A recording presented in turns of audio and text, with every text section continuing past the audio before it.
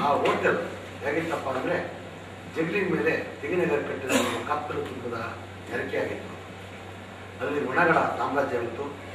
ಭಕ್ತರು ಪಕ್ಕದಲ್ಲಿ ಎರುತ್ತಾ ಮೂಗು ಮುಚ್ಚಿಕೊಂಡು ಏನಾದರೂ ತಿನ್ನಬೇಕಿತ್ತು. ಈ ಹೋಟೆಲ್ ಪ್ರವೇಶಕ್ಕೆ ದಲಿತರು ಹಾತೊರೆಯುತ್ತಿದ್ದರು. ಈ ದೃಶ್ಯ ನೋಡಿದಾಗ ನನ್ನ ಜೊತೆಗಿದ್ದ ಗೆಳೆಯ ಶ್ರೀಕೃಷ್ಣ ಅಲ್ನಳ್ಳಿಯವರು, ಗೆಳೆಯ ಮತ್ತು ಗುರು ನನಗೆ ಇಷ್ಟವಾಗಿದ್ದರು, ಶ್ರೀಕೃಷ್ಣ ಅಲ್ನಳ್ಳಿಯವರು, ಅಯ್ಯೋ ಮಾದೇವ, ಇಲ್ಲಿ ದಲಿತರು ಏನನ್ನು ತಿನ್ನದಿದ್ದರೆ ಅದೇ ಒಳ್ಳೆಯದಲ್ವಾ, ಆರೋಗ್ಯವಲ್ವಾ ಎಂದಿದ್ದರು. ಅದಕ್ಕೆ ನಾನು ಪ್ರವೇಶ ಕೆಡುತ್ತಿರುವುದು ಮನಸ್ಸಿನ ಒಳಕ್ಕೆ ಎಂದಿದ್ದೆ. ಭಾರತ ಸ್ಥಿತಿಯೂ ಕೂಡ ಹೆಚ್ಚು ಕಮ್ಮಿ ಆ ಹೋಟೆಲ್ನ ಕಥೆಯಂತೆಯೇ ಇದೆ. ಇಲ್ಲಿ ಕೊಳಕತನವಿದೆ, ಅನಾರೋಗ್ಯವಿದೆ, ಬಡತನವಿದೆ, ಅಜ್ಞಾನವೂ ತುಂಬಿದೆ.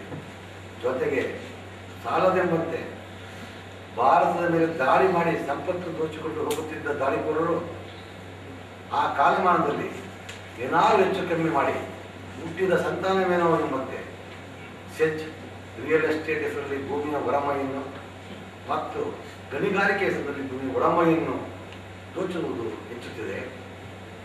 ಈ ದಾಳಿಕೋರರು ನವದಾಳಿಕೋರರು ಮತದಾರರನ್ನು, ಶಾಸಕರನ್ನು ಕೊಂಡುಕೊಳ್ಳಬಹುದಾದ ವಸ್ತುವನ್ನಾಗಿಸಿ ಈಗ ಗಣತಂತ್ರ ವ್ಯವಸ್ಥೆಗೆ ಖಂಡಾಂತರ ಎದುರಾಗಿದೆ.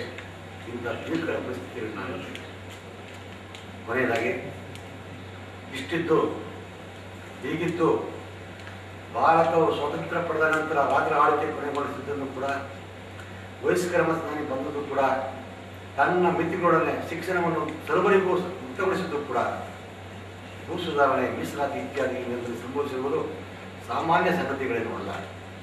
ಅಂದರೆ ಭಾರತದಲ್ಲಿ ಬುದ್ಧ, ವಚನಕಾರರಂತರವರ ಮಹೋನ್ನತ ಪರಂಪರೆಯ ಬೆಳಕು ಕೂಡ ಇದೆ. ಅವರು ಉಸಿರಾಡಿದ ಗಾಳಿ, ಪವಿತ್ರ ಹೆಜ್ಜೆ ಗುರುತುಗಳು ಇಲ್ಲಿದೆ.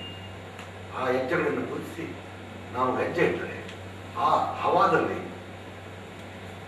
ಆಗ ಸಂವಿಧಾನದ ಆಸೆಗಳು ಕೈಗೊಳ್ಳಲು. ನಮಸ್ಕಾರ.